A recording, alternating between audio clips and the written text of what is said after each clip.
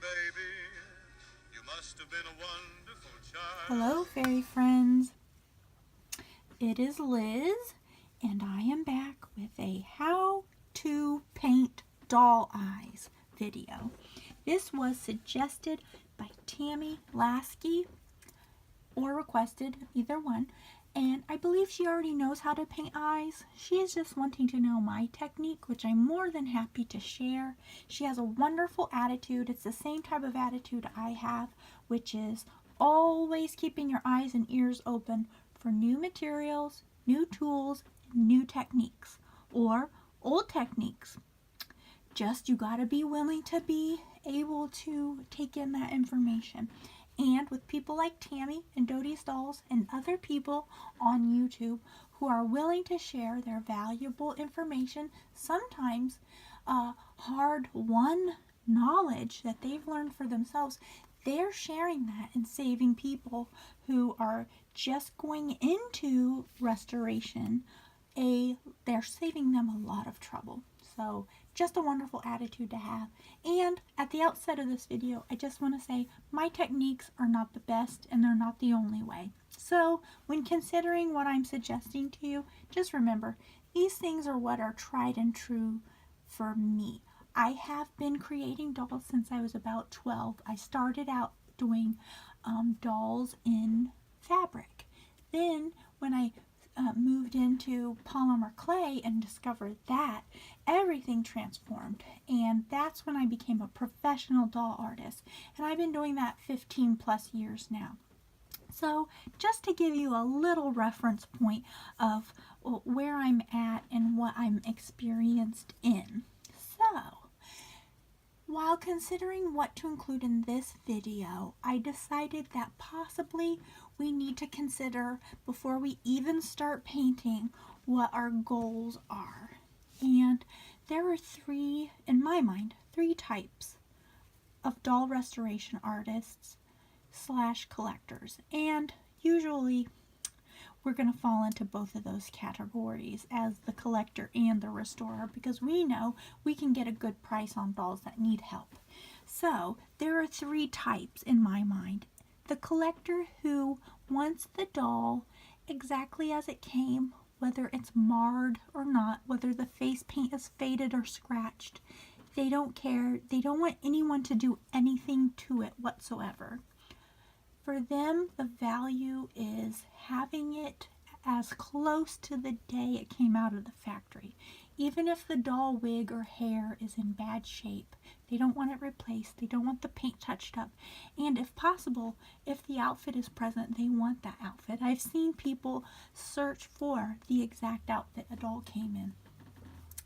Now, this is definitely not me, because I don't mind changing doll paint. Face paint, obviously, because this is a how to paint your doll eyes. But just know that if that's you, then your job is done. You don't have to watch this video. No, there's that person, which is, to me, the extreme. They're like in the same category as the people who pay thousands of dollars for the French and the German dolls at auction, and the clothes are literally rotting off of their poor little dolls' bodies, but they don't want them touched. It's got to be exactly the same. Their enjoyment and joy comes from having those things intact. And to me, that's not me, because it makes me sad to see a doll in a sad old dress that's rotting. So we're just going to say we're not that person. The second person or type of collector is someone who wants their doll refinished, but they still want it almost exactly, as close as possible to how it came out. So this little guy came to me, and his paint was okay. Was it passable? Yes. Was he still cute? Yes. But for me, I just wasn't satisfied. And maybe it's because I'm so picky. I don't know. But I just felt as though he could have a little bit better of a face paint. And I wanted to bring him back to life so he had that sparkle in his eye. So, is it important to me on this doll to get it as close as possible to how he was made? Yes, especially because he's the Gerber baby, and that's an iconic doll. Even people who don't know, or people who aren't doll people, would know the Gerber baby. If I showed them that baby right there, maybe not this one because he doesn't have his face paint. Only us collectors would know without the face paint. But the regular person who doesn't like dolls or doesn't care about dolls would know that's the Gerber baby. So it would just be bizarre to paint this guy in a different way. So while I am not the first person who only wants it just how it came, even if the paint's crusty, I do want to redo it as close as possible. That brings me to the third category, which I also fall into, which is the person who doesn't care to change the doll completely. This is an obscure doll. It looks a little bit generic. Unless you had this doll as a kid, it's probably not going to be endearing at all to you. You're not going to have any nostalgia or fond memories unless you had this doll. So if I change the eyes on this and someone goes, "Oh, that's the Look and Love doll. What'd you do to the eyes?" That person who had this obscure doll is going to notice.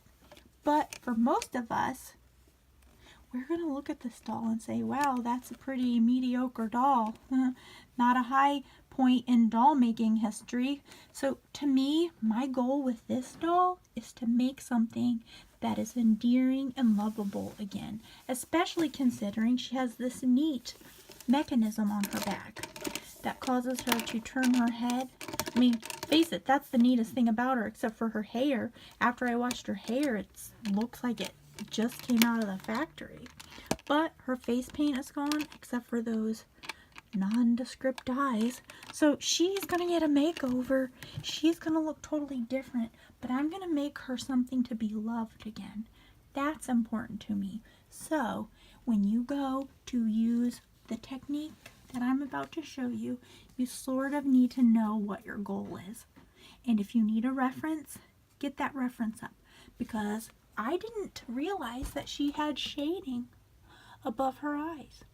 That was a detail that I saw only after I pulled up that reference. And as we know, small details can be overlooked, but those small details add up. And you can really tell the difference when you're painting eyes. So what I did was I gathered some different dolls to show you how different just small little things can be as far as painting eyes. Now, look at this baby, or this girl. She's a Helen Kish, and her pupils are partially obscured by her upper lid. That gives her a very definite look. Determined, maybe. Maybe a little bit tired. Maybe she's thinking. It gives you a totally different look from big pupils, straight ahead, eyebrows up. Now look at this doll that I sculpted out of polymer clay and painted his eyes. Now the heavy lids give a different look. The eyebrows give it a different look. The way that the eyes are looking straight ahead gives it a feeling and an emotion.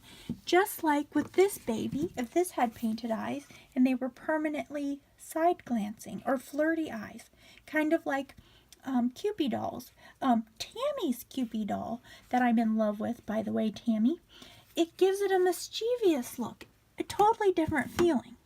So small details like the shading above the eyes do add up to a different feeling.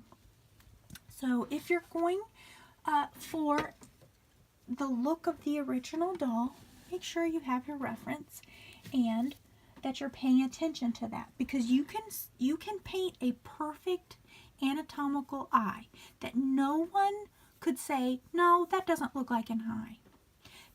Anybody looking at it would say, "Hey, that looks like an eye. You did a great job." But if it doesn't have that tiny little detail, that last little tiny thing about the way it's supposed to be, it's just not going to pull off that feeling.